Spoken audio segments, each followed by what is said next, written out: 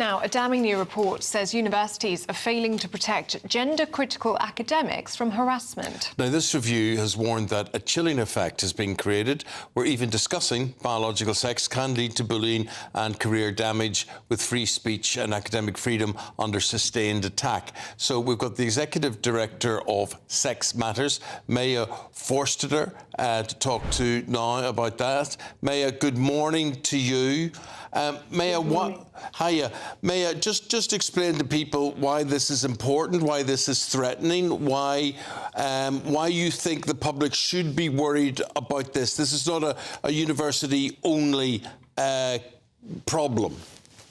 No, I mean, universities are places that create knowledge, that build understanding of the world, and sex is a fundamental category for that, whether that's in medicine, crime, social studies, across every area of human life, sex matters.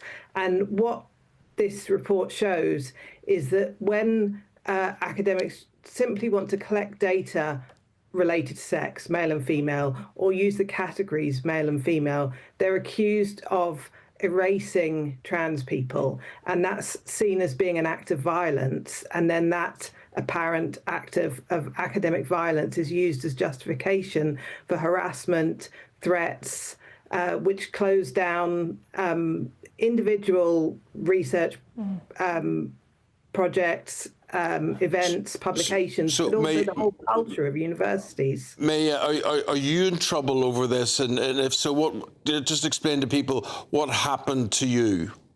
Well, I wasn't working in a university. I was working for a think tank, and I lost my job for wanting to speak about sex and gender back in 2019. But since then, I won a case. But since then, the precedent that was developed by my case has been used by academics such as Jo Phoenix, who lost her job or left the Open University after a savage campaign of harassment against her, and people like Kathleen Stock, who was driven out of Sussex University. The back of this report has 58 mass letters that are written and published against various academics in all different disciplines who have put their head above the parapet and said, we need to understand sex as a variable in the subject that is their area of concern.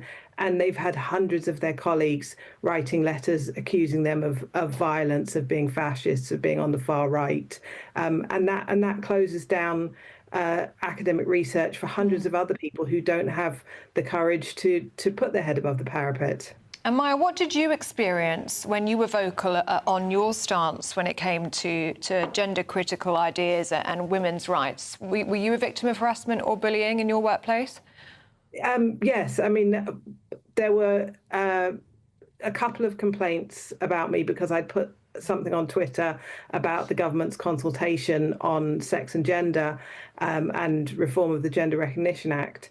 And my employer investigated me. They got the DE&I consultants to comb through all my tweets, and they looked, in fact, at something that I'd written defending Kathleen Stock, and these DE&I consultants said, see, she's defending the witch. She's defending somebody who's been seen as controversial.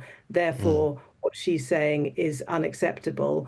And my employers went with that. Yeah. And so they ended my contract, and I had to take them to employment tribunal, and I won eventually. 4 years. Yeah. But nobody wants to go through that. People want their jobs. Maya, just finally and briefly, because we're out of time, why should this affect a general audience listening and watching you today? What would you say to people, what they've got to guard against or what they've got to be worried about?